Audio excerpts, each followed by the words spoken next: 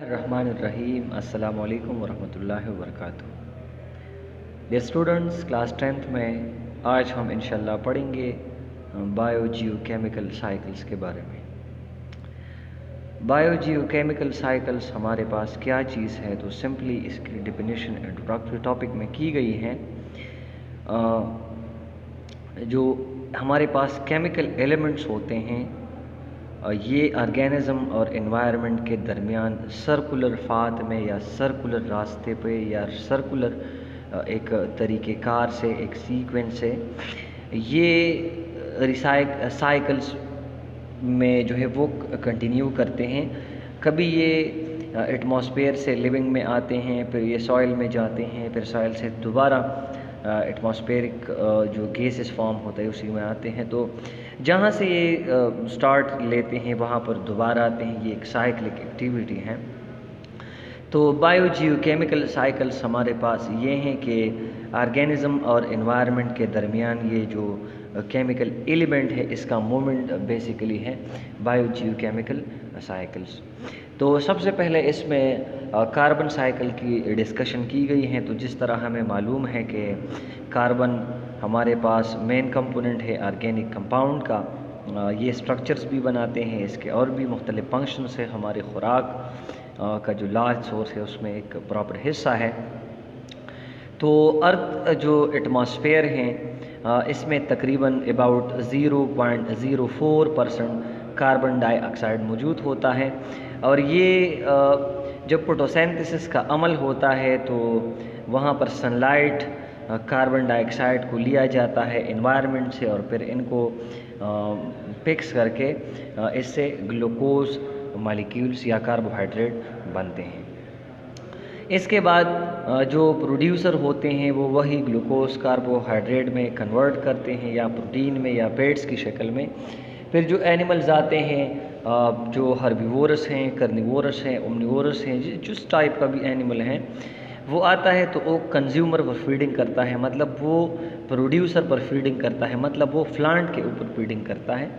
तो यहाँ से ये वो खुराक लेता है जो कार्बन डाइऑक्साइड पिक्स हुआ था। तो पहले वो एनवायरनमेंट में था, एनवायरनमेंट से वो प्लांट में आया, प्लांट से अब एनिमल के बॉडी में आया।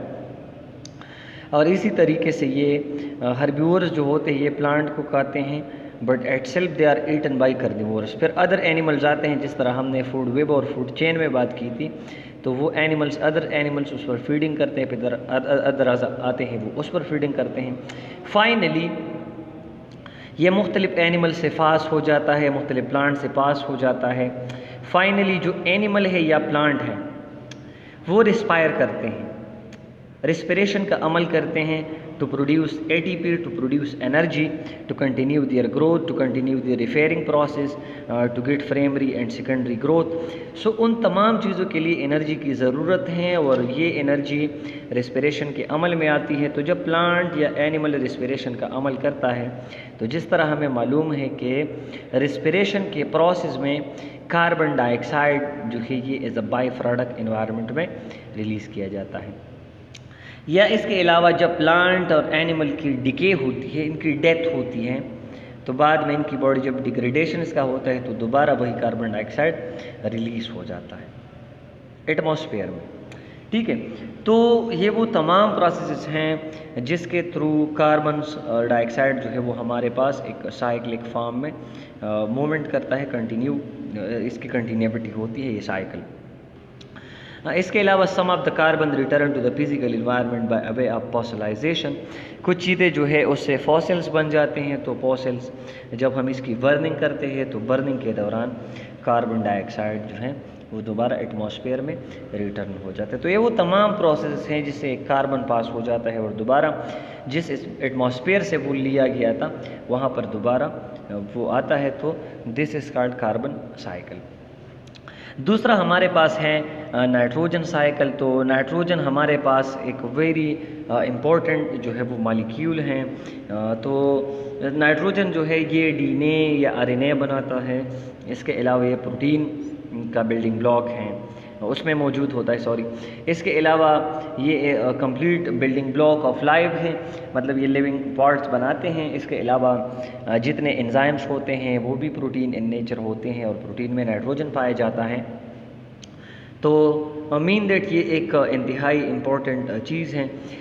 ये नाइट्रोजन जो है तमाम ऑर्गेनिज़म की ग्रोथ के लिए, उसके लिए नाइट्रोजन ज़रूरी होता है। और ये इसका जो साइकिल है, इनमें तीन या चार जो है ये मेन स्टेजेस हैं।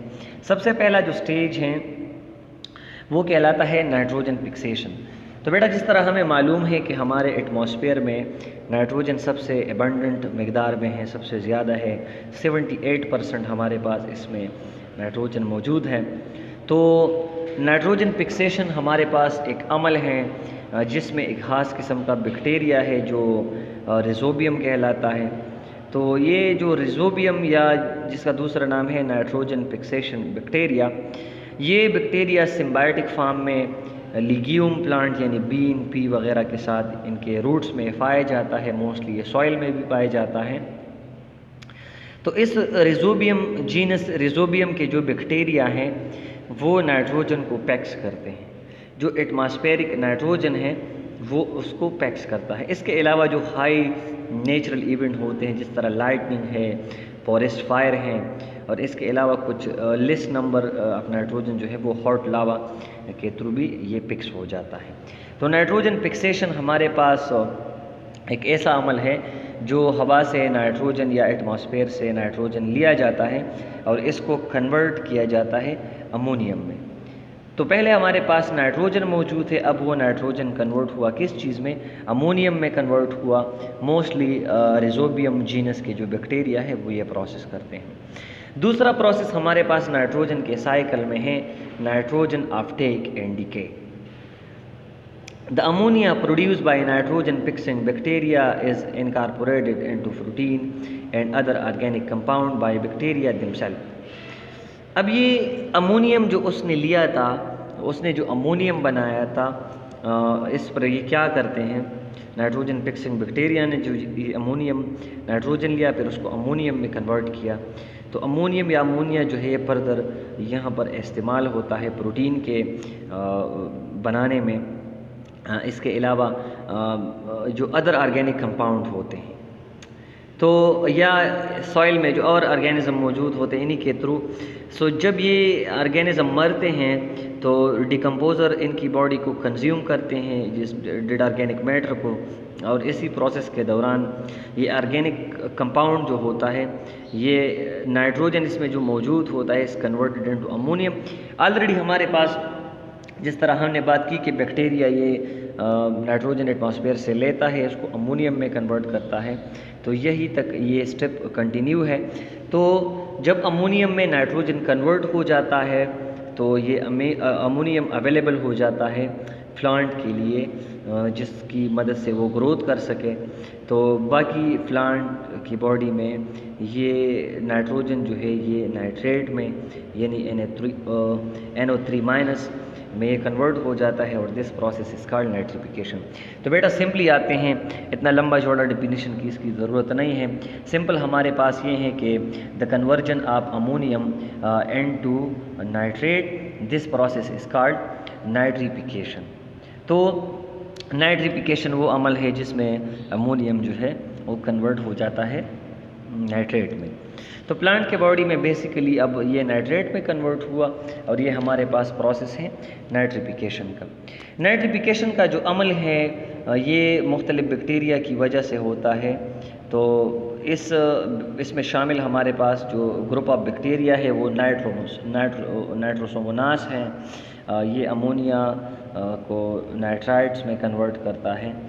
इसके अलावा and second group of bacteria ये नाइट्रोबैक्टर हैं जो नाइट्राइट्स को कन्वर्ट करते हैं नाइट्रेट्स में, ठीक है। तो ये असल में नाइट्रिफिकेशन का वो प्रोसेस है। फोर्थ वन हमारे पास डीनाइट्रिफिकेशन है। तो through denitrification oxidised form of nitrogen such is nitrate and nitride, इसके साथ ऑक्सीजन शामिल हो, are converted to molecular nitrogen, बेक जो O2 है N2 है उसमें कन्वर्ट किया जाता है। तो a lesser extent nitrogen oxide gas also produced. Denitrification is carried out by bacteria Pseudomonas, which convert nitrates to molecular nitrogen.